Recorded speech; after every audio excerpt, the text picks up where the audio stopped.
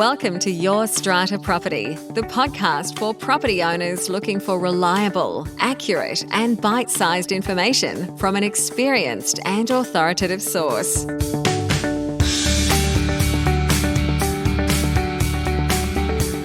Hello and welcome to this week's podcast episode.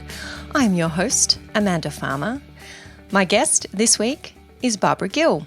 Barbara is the General Manager of Garage Sale Trail Foundation, a not-for-profit social enterprise on a mission to connect communities and get everyday Australians embracing the circular economy, all through the humble act of a garage sale. In November each year, with support from local councils, over 200,000 Australians participate in an annual festival of garage sales, saving over 1.5 million kilograms of good stuff from landfill.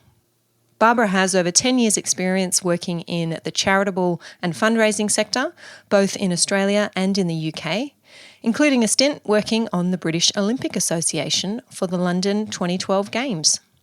In this chat, Barbara shares how our apartment residents can get involved in Garage Sale Trail, even if they don't have access to a garage. I'll take you over now to my chat with Barbara Gill. Barbara Gill, welcome to the show. Thanks so much for having me. Great to be here. Pleasure to have you here with us.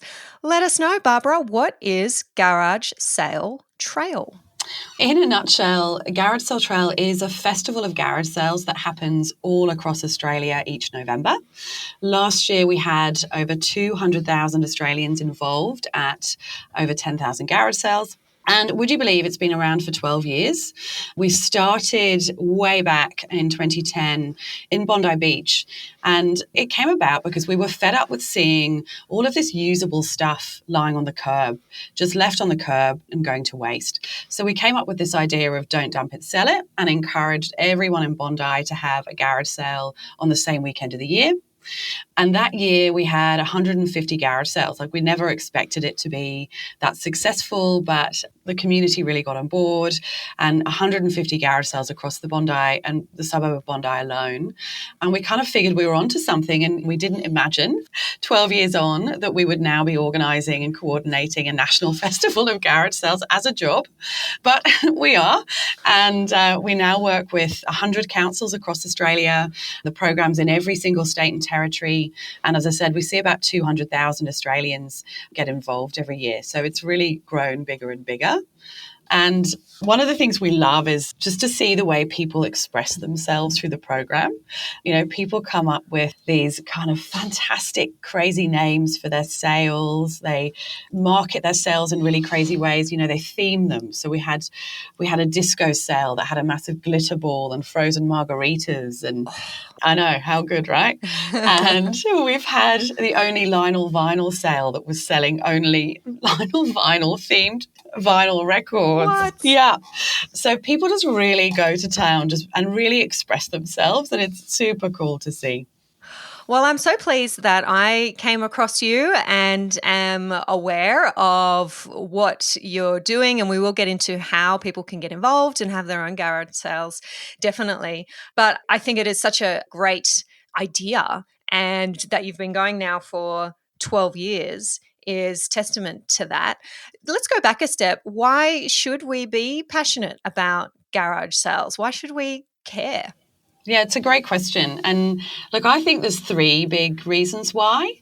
There's a community benefit, there's an environmental benefit, and an economic benefit. So from an economic perspective, you know, a garage sale is a great way to make a bit of money on the side. And, you know, with the cost of lettuce at the moment, I think all of us could probably do with a little bit of a side hustle. You know, it's a great way to make some money from something you no longer want or need. So we've got a bit of research on our program. So we know that a household will make about $500, a school or a community group more like $1,500. And obviously, if you're shopping, it's a great way to pick up a bargain and buy something at least kind of 50% less than you'd expect to pay for it. For us, really, I guess the reason we started was environmental. You know, garage sales extend the life of the stuff we no longer need or want. And, you know, Australians, shockingly, we're the second largest consumers of stuff in the world, just after the US. Oh, wow. And, you know, a huge amount of that is just being chucked out. You know, it's roughly a garbage truck of clothes, if we just look at clothes that are being landfilled every second.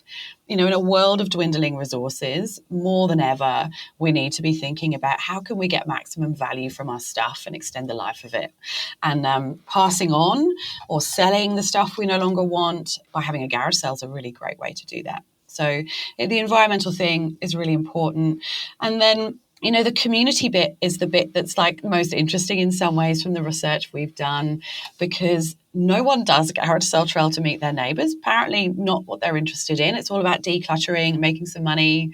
But the reason why they love it is because they met their neighbours. Yes. So they all come out of it going, oh my God, it was the best experience. I met Bob from 2 doors down. We've been neighbours for decades and never spoken before. And it's that kind of connection that comes, a garage sale is that excuse to connect. We don't think we want it or need it, that social connection, but actually the value that brings in our everyday lives, that there's someone that can help out when you've run out of coffee or you've got a new buddy to go swimming with, those kind of connections that can really last a long time are really, really important. And that's why I was wanting to bring Garage Sale Trail to the podcast and share with our listeners this opportunity to increase connection, to build community. We talk about that a lot here on the podcast in the context of apartment living, of course, and also hearing you mention these environmental factors and this passion, which I hope, hearing that awful statistic that we are the second largest consumer of stuff in the world, hopefully we're getting better at that and we're becoming less of a disposable or society. But I think our apartment residents may be on the front foot there with downsizing or right-sizing, as some of us call it, wanting to have less of a footprint, wanting to only live in a space that we need to, a big enough space, and not necessarily have the huge running costs of a freestanding home. Some people I know certainly choose apartment living for that reason. So I can really see these ideas would resonate with our listeners, I'm sure. So let's dig into challenges for our apartment residents. Can they have garage sales? How do they do it if they do want to have one? Yeah, it's a great question, because obviously it's a slightly different kettle of fish to just setting up outside your house, possibly. The big thing is obviously you always need to get permission from the property manager. And, we do provide support to do that. And I guess the thing that's really important there is if you are a resident in a unit block or apartment looking to get your property manager on board, the key thing is to really point out what the benefits are to residents. And, as we've kind of touched on already, there are lots there, aside from the community building aspects, which are obviously great, getting to know your neighbours. It's hard to dispose of stuff when you live in a unit. I myself live in a unit, and when you've got things to get rid of, you often have limited space in the bin room. It's often harder to arrange a council collection. Garage Sale Trail is a way to help residents get rid of stuff without it having to be dumped or left in a bin room. So there's some really good benefits, I think, to point out to property managers to get them on board. I guess the other challenge with units can be space. So some of the, certainly more modern apartment buildings may well have communal areas that lend themselves really well to having a garage sale, but that's not always the case. And actually, with that in mind, we've developed a relationship with an organisation called Neighbourhood Houses, who I'm sure lots of listeners may well know about, in Victoria, where they are opening up their community centres in neighbourhoods across Australia, so that if you don't have space, you can rock up to your local neighbourhood house and host a table or bring a suitcase along and sell from there. So we're also looking at ways that we can provide for apartment dwellers to get involved if there isn't the space actually where they live. So have you seen apartment residents have a garage sale from the common property, the common areas in their building, all get together, set a date and fly with it? Yeah, absolutely. We see lots of that. So it's almost 20% of people that do garage sale trail live in units. Mm-hmm. And to date, mostly that has been people coming together in their communal areas with their fellow residents. It might be as simple as everyone brings a suitcase, or they put picnic rugs out and everyone takes a picnic rug and lays out their stuff. Sometimes they're kind of private events, and more often we really help them publicise the event and get people coming in and shopping from the wider community as well. So yeah, we absolutely see that happen. And it becomes a really fun, festival-like community atmosphere within the unit block. Often there's a barbecue and, someone's got some kind of musical talent that gets unleashed on everyone. And, just like you see the kind of Easter egg hunts happening in unit blocks or the Christmas parties, we see them jump on board for Garage Sale Trail too. And if you do live in an area with high density and you've got a number of blocks around you, you can just see how that atmosphere can build and grow if everybody has a stop along the way, if you like, down the street, go on into the front yard or the foyer or maybe the basement garage, drop on by and see what gems you can find. Well, that's right. And as a shopper, when you're hitting the Garage Sale Trail as a shopper, you tend to want to go to the events where there's going to be lots of people selling from. So a unit block sale, if there's lots of people there together selling stuff, that's going to be one of your first stops on the trail. You're going to be really motivated to get there to see what gems there are.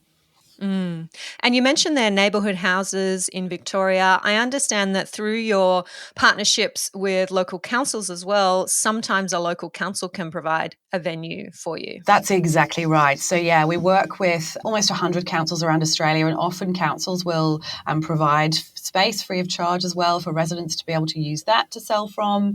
Neighbourhood houses, I said, we have a partnership with. We're also working with Men's Shed this year, and in some instances they'll be having bigger car boot market style events that people can jump on board and be involved in too. Okay. So how do our listeners find out whether Garage Sale Trail is happening in their area, or if someone hasn't already signed up to kick off the community, how they can get it started? What's the first next step? The first next step is to head to our website, which is garagesaletrail.com.au. We will be opening up for registrations from the 14th of September this year. And from that point on, you can register your garage sale. When you register a garage sale, you get a bunch of support from us. So you'll get emails and tips on how to be successful. We give you a bunch of promotional materials and free signage, everything you'll need to make sure you're really successful. And you get a listing on our national map. So the whole program really is built around the website, garagesaletrail.com.au, where people go online and they can search a map to go, what's happening in my suburb on the 2 weekends of Garage Sale Trail, which is the 12th to 13th and 19th to 20th of November. So yeah, it's all about heading to garagesaletrail.com.au. Great. And I'm really pleased that we're having this conversation now, because this will give our listeners perhaps a couple of weeks maybe ahead of that registration date to start having, I suggest, this conversation with your Strata committee, if you're a committee member, your fellow committee members, maybe your Strata manager, and start thinking about whether you can host a garage sale in the community, where you might have it, garner support from other owners and interest from other residents, and even have a chat to buildings in your street and say, hey, let's really make this a great street party. And you bring the margaritas and I'll bring the tacos and we're good to go. Yeah, hopefully we'll see you there. That sounds fun. Barbara, when people go and register through the website, if their council is involved, will they know through the registration process that their council is involved and that there's some extra support available there? How does that work? Yeah, so the way it works is you can register irrespective of council areas up to a maximum of 10. So if your council's not doing it, there's 10 spots. So it's all about getting in quick. If your council is doing it, there's unlimited access to the program for people that live in that council area. So it becomes pretty clear when you're registering which councils are doing it. There's also a list on our website of all the participating councils. Well, thank you so much for sharing Garage Sale Trail with our listeners here today, Barbara. I'm sure you've sparked some ideas there for our apartment residents to build community, to become more environmentally conscious, and maybe to make some money too. Thank you very much for your time. I've loved being involved. Thanks so much for having me. Pleasure. Thanks, Barbara. Thank you for listening to Your Strata Property, the podcast which consistently delivers to property owners reliable and accurate information about their strata property. You can access all the information below this episode via the show notes at www.yourstrataproperty.com.au. You can also ask questions in the comments section, which Amanda will answer in her upcoming episodes. How can Amanda help you today?